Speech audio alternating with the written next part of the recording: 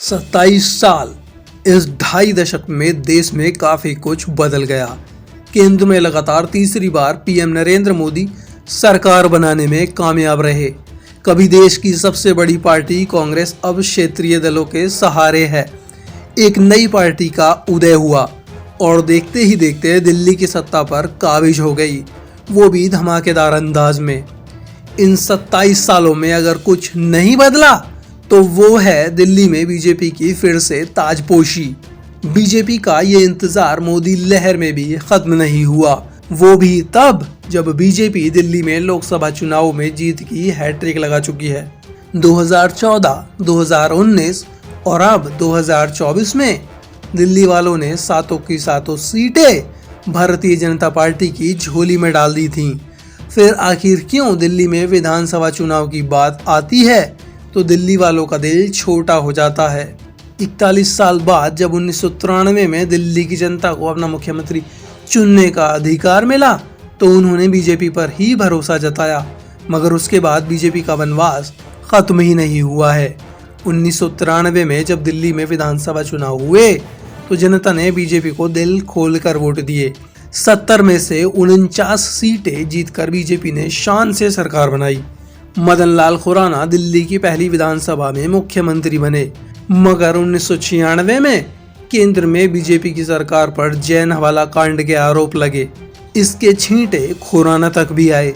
संकट बढ़ता देखकर खुराना ने इस्तीफा दे दिया और साहिब सिंह वर्मा को मुख्यमंत्री बनाया गया, मगर साहिब सिंह वर्मा के कार्यकाल वाली सरकार महंगाई को रोकने में नाकामयाब रही। जनता में असंतोष साफ दिखने लगा था। बीजेपी ने 1998 में एक बार फिर से दिल्ली में सीएम बदलने का फैसला लिया और इस बार दिल्ली को सुषमा स्वराज के रूप में पहली महिला मुख्यमंत्री मिली, मगर तब तक अगले चुनाव का समय नजदीक आ चुका था। 1998 में बीजेपी जो एक बार सत्ता से बाहर हुई तो अब तक वापसी नहीं कर पाई है।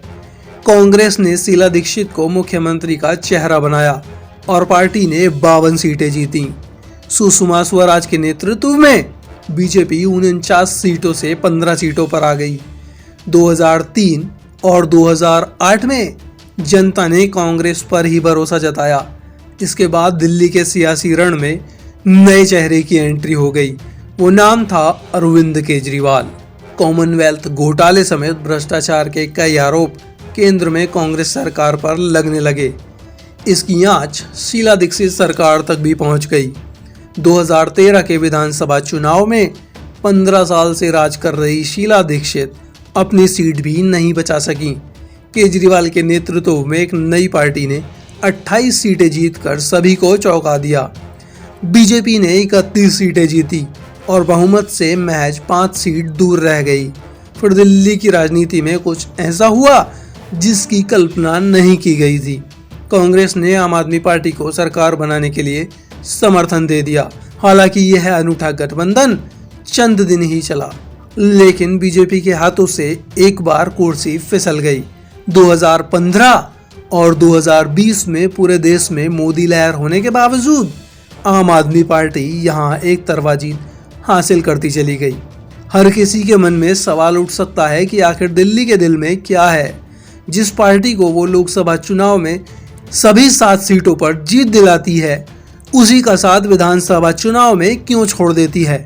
दरअसल दिल्ली की कुछ विधानसभा सीटें ऐसी हैं जो एक तरह से बीजेपी का भाग्य तय करने का काम कर रही हैं।